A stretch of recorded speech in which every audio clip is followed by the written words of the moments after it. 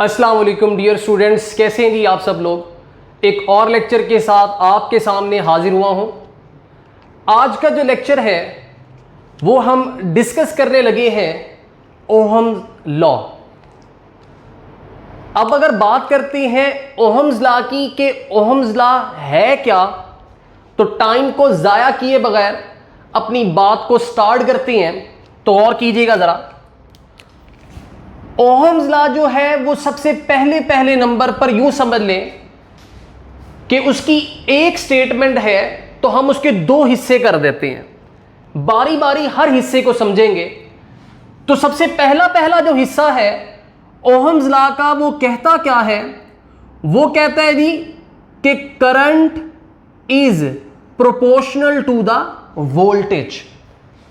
किसी भी कंडक्टर में से जो करंट फ्लो कर रहा है वो डायरेक्टली प्रोपोर्शनल है किसके? पोटेंशियल के डिफरेंस के ऊपर। यह बात याद रखनी है। चार्ज एक जगह से दूसरी जगह मूव करता किस वजह से है? पोटेंशियल डिफरेंस की वजह से। जैसा कि मैं मिसाल देता हूं कि अगर मैं हाथ को यूं रख देता हूं, मार्कर को रख देता हूं, मार्कर मूव कर रहा है? नहीं कर रहा। वजह क्योंकि यहां पर कोई भी हाइट का डिफरेंस नहीं है।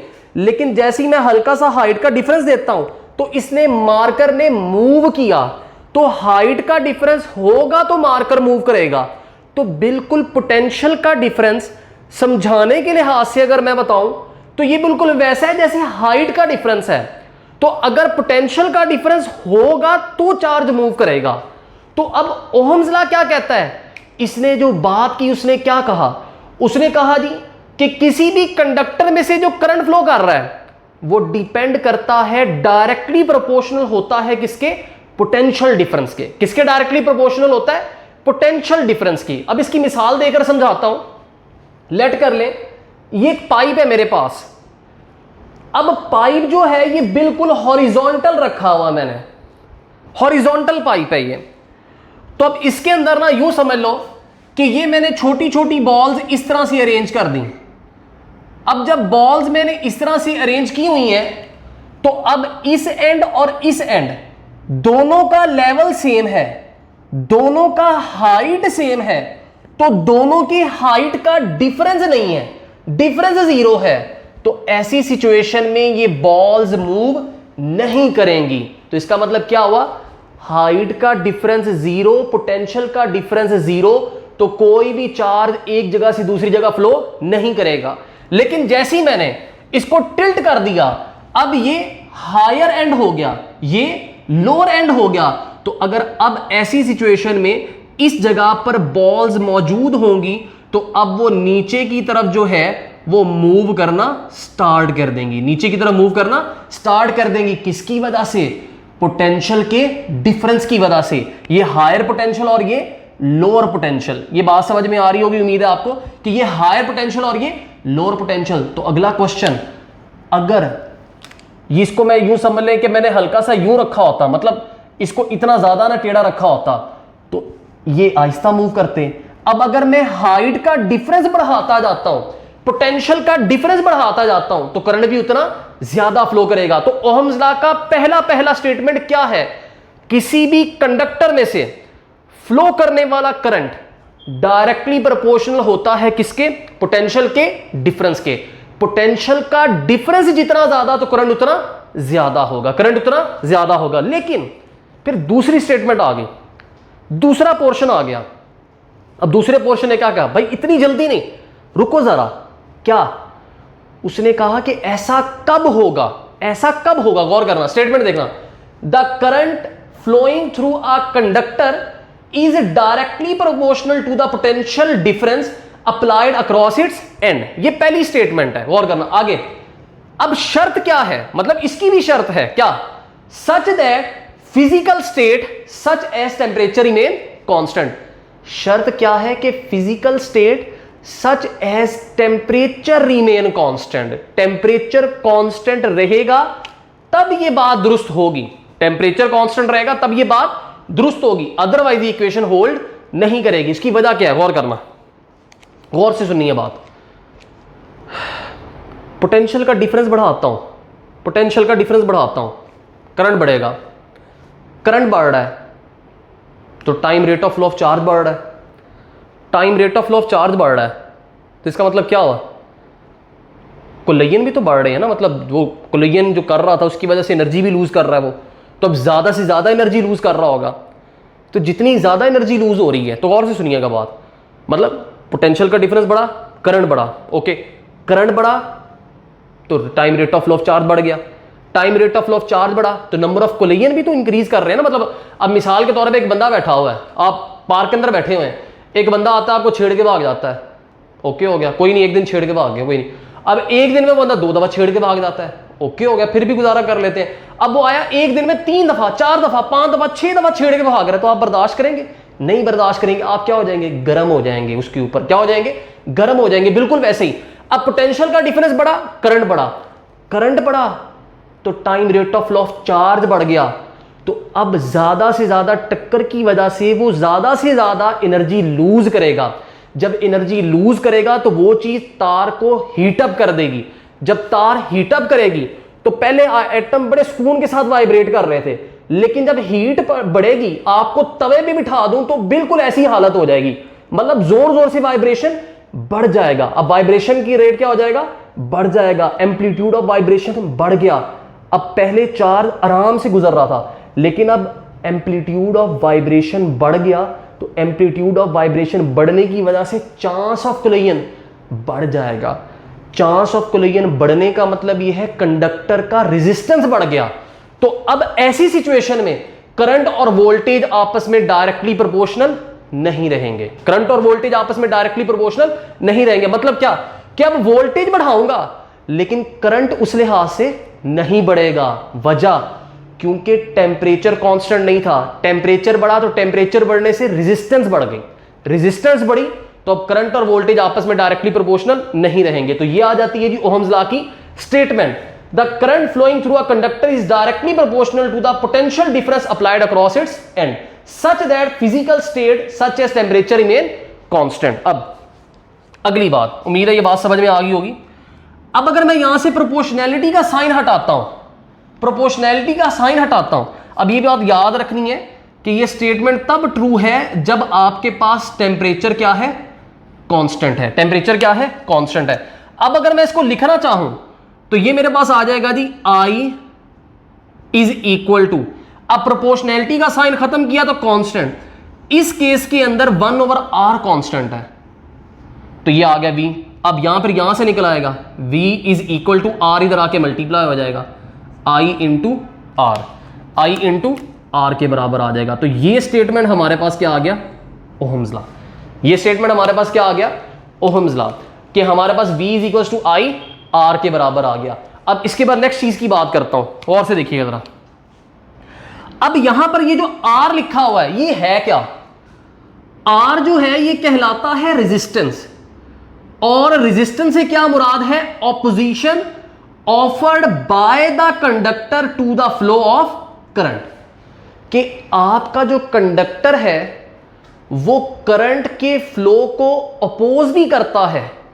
अब अपोज कैसे करता है, सिंपल सी बात है कि जब इलेक्ट्रॉन कंडक्टर में से मूव करता है तो वो एटम के साथ टकराता भी है, तो वही जो कोलिजन है वो किसका बाइस बन रहा है, रेजिस्टेंस का बाइस बन रहा है। तो उसी opposition to the flow of current को क्या कहते हैं, रेजिस्टेंस कहते हैं। क्या कहते हैं, रेजिस्टेंस।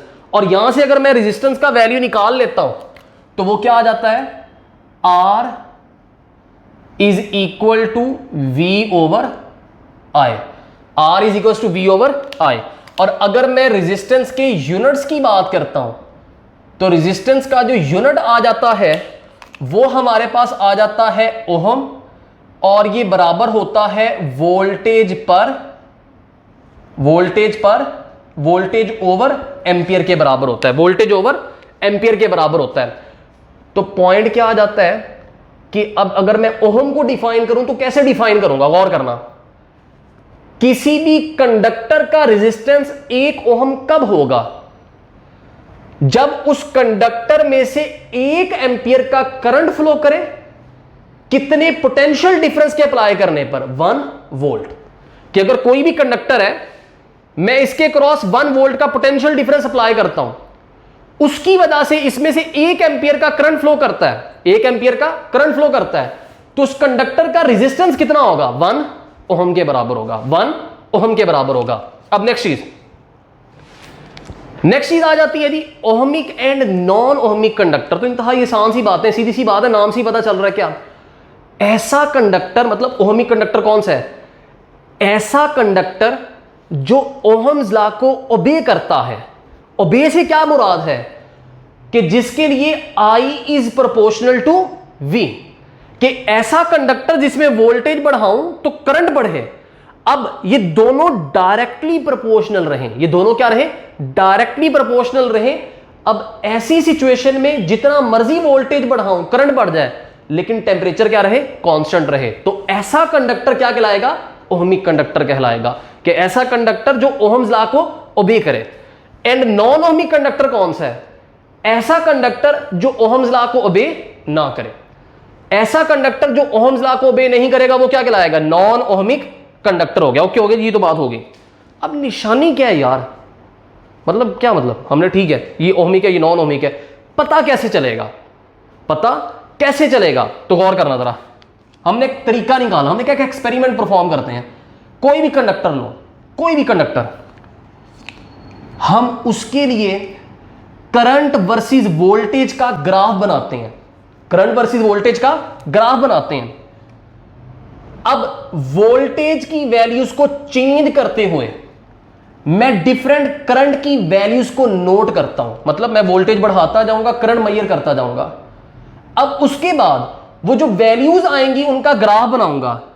अगर तो वो स्ट्रेट लाइन आ जाता है, अगर वो ग्राफ स्ट्रेट लाइन आ जाता है, तो इसका मतलब क्या हो गया? वो ओहम्स लॉ को ओबे कर रहा है। ग्राफ निशानी क्या है? निशानी, ये निशानी लिखी हुई है कि कोई ओहमिक कंडक्टर है या नहीं। कैसे पता चलेगा? Graph between I and V is a straight line. Graph between I and V is a straight line. गौर करना, क्या मतलब? बेटा एक बात याद रखना, अगर दो क्वांटिटीज आपस में डायरेक्टली प्रोपोर्शनल है तो उनका ग्राफ इक्वली इंक्लाइंड निकलता है। मतलब इस तरह से एक स्ट्रेट लाइन आएगा, इस तरह से एक स्ट्रेट लाइन आएगा कि आप इक्वली इंक्लाइंड से मुराद सॉरी कि आपके पास अगर I is proportional to V है, मतलब ये दोनों अगर प्रोपोर्शनल है आपस में, तो ऐसी सिचुएशन में जो ग्राफ आएगा वो क्या आएगा? स्ट्रेट लाइन आता है। प्रोपोर्शनैलिटी का ग्राफ जो है वो स्ट्रेट लाइन बनता है। अब इसकी मिसाल क्या है? मेटल्स। एक बात याद रखनी है, दुनिया में कोई भी परफेक्ट ओहमिक कंडक्टर एग्जिस्ट नहीं करता। हम कुछ हद तक कह देते हैं कि मेटल्स ओहम लॉ को ओबे करते हैं, तो ये बात याद रखनी है। जिस तरह से हम कहते हैं ना law of conservation of momentum, तो आइसोलेटेड सिस्टम एग्जिस्ट ही नहीं करता, लेकिन हम अप्रोक्सीमेशन कर लेते हैं। तो बिल्कुल वैसे ही जुगाड़ लगा लेते हैं हम कि हम कहते हैं जी मेटल्स कुछ हद तक, बल्कि काफी हद तक ओहम्स लॉ को क्या करते हैं? ओबे करते हैं। तो ये एग्जांपल आ जाती है ओहमिक कंडक्टर की। अब नॉन ओहमिक कंडक्टर, इसकी निशानी क्या है? सीधी सी बात है कि नॉन ओहमिक कंडक्टर जो है वो ओहम्स लॉ को ओबे नहीं कर रहा। ओबे ना करने का मतलब क्या है? I will not be proportional to V, I will not be proportional to V, तो उसका ग्राफ जो होगा वो स्ट्रेट लाइन नहीं होगा। Graph between I and V is not a straight line, is not a straight line। तो मिसाल के तौर पर एग्जांपल आ जाती है फिलामेंट बल्ब।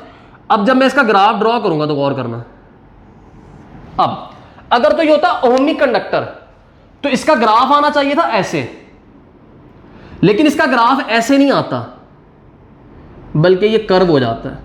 बल्कि ये क्या हो जाता है? कर्व हो जाता है। अब एक्चुअल लाइन जो थी वो ये बनती थी, अब एक्चुअल लाइन जो है वो ये बनती थी, लेकिन आपका ग्राफ कर्व हो जाता है। वही वजह जो भी आपको बताई भी थी, क्या? वोल्टेज बढ़ाऊंगा करंट बढ़ेगा, हद से ज्यादा वोल्टेज बढ़ाऊंगा तो करंट भी हद से ज्यादा बढ़ेगा, करंट हद से ज्यादा बढ़ेगा तो हीटिंग इफेक्ट पैदा होगा। हीटिंग इफेक्ट जो है वो कंडक्टर की रेजिस्टेंस बढ़ा देगा। अब जब रेजिस्टेंस बढ़ गई तो वोल्टेज बढ़ने पर करंट उस लिहाज से नहीं बढ़ेगा। मतलब अब ये डायरेक्टली प्रोपोर्शनल वाला रिलेशन नहीं रहेगा, डायरेक्टली प्रोपोर्शनल वाला रिलेशन नहीं रहेगा। अब नेक्स्ट चीज, नेक्स्ट एग्जांपल आ जाती है सेमीकंडक्टर। तो सेमीकंडक्टर जो है ये एक और नॉन ओहमिक कंडक्टर है। अगर मैं इसके ग्राफ की बात करता हूं तो उसका ग्राफ जो है वो कुछ इस तरह से बनता है। अब इस ग्राफ को मैं फिलहाल यहां पे डिस्कस नहीं कर रहा, चैप्टर नंबर 18 के अंदर डिटेल के अंदर जाकर इस ग्राफ को हम डिस्कस भी करेंगे जब हम सेमीकंडक्टर पढ़ेंगे कि ये ग्राफ ऐसा क्यों बनता है। ठीक है बेटा, तो ये अंधेरे में चिराग दिखाने वाला काम यहां पर हो जाएगा अजीब सा, तो इस वजह से हम यहां पर सेमीकंडक्टर डिस्कस नहीं कर रहे, तो इस ग्राफ को मैं मजीद डिटेल के अंदर डिस्कस नहीं करूंगा। अब आगे गौर करना। इसके बाद आ जाते हैं जी slope of voltage and current graph. Voltage and current graph कि इस तरफ मैंने ले लिया वोल्टेज और इस तरफ मैंने ले लिया करंट, इसका ग्राफ ड्रॉ किया। बच्चा कहेगा एक मिनट सर, एक मिनट रुके, इधर आपने करंट लिया, इधर वोल्टेज लिया है, अब इधर उलट कर दिया कि इधर वोल्टेज ले लिया, इधर करंट ले लिया, तो गलत नहीं हो गया? बेटा ग्राफ किसने बनाया? मैंने, मेरी मर्जी। फिर तो आप तो कुछ नहीं कर सकते ना बेटा, ये कोई रूल नहीं होता, ये हमने रूल निकालना होता है कि डिपेंडेंट जो है वो फलां एक्सिस पे आएगा, इंडिपेंडेंट जो है वो फलां एक्सिस पे आएगा। बेटा बना जिधर मर्जी लें, हाँ ये जरूर है कि हमने रिवायत बनाई हुई है कि इंडिपेंडेंट को एक्स एक्सिस पे ले लेते हैं और डिपेंडेंट को वाई एक्सिस पे, लेकिन ये कोई हार्ड रूल नहीं है, बनाने को जिधर मर्जी बना। बेटा आपका घर है ना, जैसे मर्जी बनाए, तो ग्राफ भी आप बना रहे हैं, उसको जैसे मर्जी ओरिएंटेशन दे दें, लेकिन वैल्यूज सही पुट करनी है। ये नहीं है कि वो वैल्यूज भी मेरी वैल्यूज मेरी मर्जी, वो वाला काम ना हो। अब गौर करना, इधर वोल्टेज ले लिया, इधर करंट ले लिया, अब ग्राफ बनाए, तो अगर मैं इस ग्राफ का स्लोप निकालता हूं तो गौर करना, इस ग्राफ का जो स्लोप है वो क्या आएगा? स्लोप इज इक्वल्स टू, निकालने का तरीका होता है change in Y axis divided by change in the X axis, कि जो क्वांटिटी वाई एक्सिस पे बनाई है उसका चेंज निकालो एंड दो पॉइंट्स के दरमियान, एंड इसी तरह से जो करंट है, मतलब जो वाई एक्स एक्सिस पे जो क्वांटिटी है उसका भी चेंज निकालो। अब वाई एक्सिस पे है delta we and x axis पे है डेल्टा आई। अब इसी चीज को लेकर मैं आगे प्रोसीड करता हूं, तो ये किसके बराबर आता है? रेजिस्टेंस नहीं है ये, देखो इधर वोल्टेज ओवर करंट किसके बराबर होता है? रेजिस्टेंस। तो आसान लफ्जों में वोल्टेज वर्सेस करंट ग्राफ, इसका जो स्लोप है वो क्या बताएगा? रेजिस्टेंस बताएगा। क्या बताएगा? रेजिस्टेंस। और अगली बात, slope is equal to delta V over delta I is equal to resistance is equal to tan of theta. मतलब कि हम स्लोप को टेंजेंट थीटा से भी रिप्रेजेंट करते हैं। बेटा सिंपल सी बात है कि देखिए जरा, कि हमारे पास अगर मैं थीटा के सामने वाला देखता हूं तो ये आ गया परपेंडिकुलर, 90 के सामने वाला देखता हूं तो ये आ गया हाइपोटेनियस, जो बाकी बच गया बेस। तो अब बेसिकली डेल्टा वाई परपेंडिकुलर है, डेल्टा एक्स बेस है, तो perpendicular over base tan theta. तो मैं किसी भी ग्राफ का स्लोप जो है वो डेल्टा वी ओवर डेल्टा आई से भी निकाल सकता हूं, या अगर मुझे डायरेक्ट एंगल दिया गया है तो टेंजेंट थीटा से भी उसका स्लोप निकल सकता है, टेंजेंट थीटा से भी उसका स्लोप निकल सकता है। अब अगर मैं बात करता हूं ये मतलब क्या है इस ग्राफ का, वोल्टेज वर्सेस करंट ग्राफ का जो स्लोप है ये रेजिस्टेंस बताता है।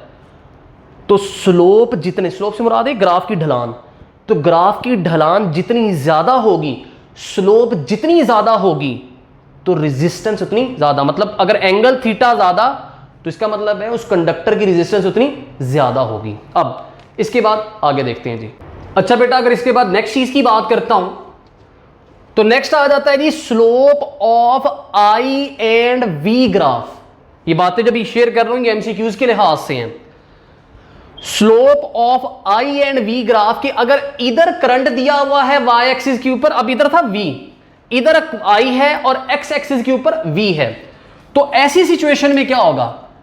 अब अगर आप इस ग्राफ का स्लोप निकालते हैं तो अगेन स्लोप का तरीका तो वही है कि delta Y by delta X. अब वाई एक्सिस के ऊपर जो क्वांटिटी है वो करंट है, तो इधर आ जाएगा डेल्टा आई, और एक्स एक्सिस के ऊपर है डेल्टा वी, तो इधर आ गया डेल्टा वी। अब अगर मैं बात करता हूं वी ओवर आई था रेजिस्टेंस, तो इसका उलट जो होगा आई ओवर वी, वो क्या आ जाएगा? 1 ओवर रेजिस्टेंस। मतलब रेसिप्रोकल ऑफ रेजिस्टेंस के करंट वर्सेस ग्राफ वोल्टेज, इसका जो ग्राफ है वो क्या बताएगा? Reciprocal of resistance. तो अगर मैं इसको फाइनल लिखता हूं तो यूं लिखूंगा slope is equals to delta I over delta V is equals to 1 over R is equal to tan of theta. Again बच्चा कहेगा हमने 1 ओवर tan थीटा क्यों नहीं लिखा? ओ बेटा स्लोप होगा तो tan थीटा के बराबर, वो तो अभी गौर करना ना जरा। अब अभी भी अगर मैं बात करता हूं ग्राफ के लिहाज से, तो थीटा के सामने वाला परपेंडिकुलर, 90 के सामने वाला हाइपोटेनियस, जो बाकी बच गया बेस आ गया। तो tan थीटा तो अभी भी परपेंडिकुलर और बेस है, मतलब delta Y by delta X. तो ये क्या बता रहा है? ये बता रहा है कि आई वर्सेस वी ग्राफ बनाते हो तो वो रेसिप्रोकल ऑफ रेजिस्टेंस बताता है। रेसिप्रोकल से क्या मुराद है? ऐसे ग्राफ का स्लोप जितना ज्यादा होगा, मतलब जितना ज्यादा ढलान रखेगा, जितना बड़ा स्लोप होगा, तो उसका रेजिस्टेंस उतना कम। मतलब ये एंगल जितना ज्यादा, ये एंगल जितना ज्यादा होगा, एंगल थीटा जितना ज्यादा होगा तो रेजिस्टेंस उतना कम होगा। एंगल थीटा जितना ज्यादा होगा तो रेजिस्टेंस उतना कम होगा। अब इसके बाद नेक्स्ट चीज आ जाता है, एमसीक्यू आ जाता है एक, कि वोल्टेज वर्सेस करंट ग्राफ। अब ये दो डिफरेंट कंडक्टर मिसाल के तौर पर हमने ले लिए, एक को 1 कह दिया, एक को 2 कह दिया। अब ग्राफ में पहले कंडक्टर का एंगल जो है वो 30 डिग्री बन रहा है एक्स एक्सिस के साथ, दूसरे कंडक्टर का जो एंगल है वो 60 डिग्री बन रहा है। पहले का 30, दूसरे का 60। तो अब क्वेश्चन क्या है? वो कहता है कि काइंडली रेजिस्टेंस निकाल कर दिखाएं, रेजिस्टेंस का रेशो निकाल कर दिखाएं 1 और 2 का, R1 बाय R2 इनका रेशो निकाल कर दिखाएं। तो सिंपल सी बात है कि वो आ जाएगा tan theta 1 divided by tan theta 2 आ जाएगा। अब tan थीटा 1 जो है वो 30 डिग्री है, tan थीटा 2 जो है वो 60 डिग्री है। तो अब अगर इस लिहाज से मैं बात करता हूं तो ये चीज हमारे पास क्या आ जाएगी, गौर कीजिएगा। अब tan 30 डिग्री जो है वो होता है 1/√3 एंड tan 60 डिग्री जो है वो होता है बराबर √3 के। तो ये हमारे पास आ जाएगा 1/√3, मतलब ये √3 इसके साथ मल्टीप्लाई होकर होल का स्क्वायर, स्क्वायर से स्क्वायर रूट कैंसिल, तो R1 बाय R2 इनका जो रेजिस्टेंस का रेशो है वो बराबर आ जाएगा 1:3। इसका मतलब ये हो गया कि जो 2 वाला है उसका रेजिस्टेंस जो है वो 1 के मुकाबले में 3 गुना ज्यादा होगा। कितना ज्यादा होगा? 3 गुना ज्यादा होगा। तो ये हमारे पास एक सिंपल सा लेक्चर आ गया जी ओहम्स लॉ। किसी भी किस्म का कोई क्वेश्चन हो तो आप पूछ सकते हैं। थैंक यू जी, अस्सलाम वालेकुम।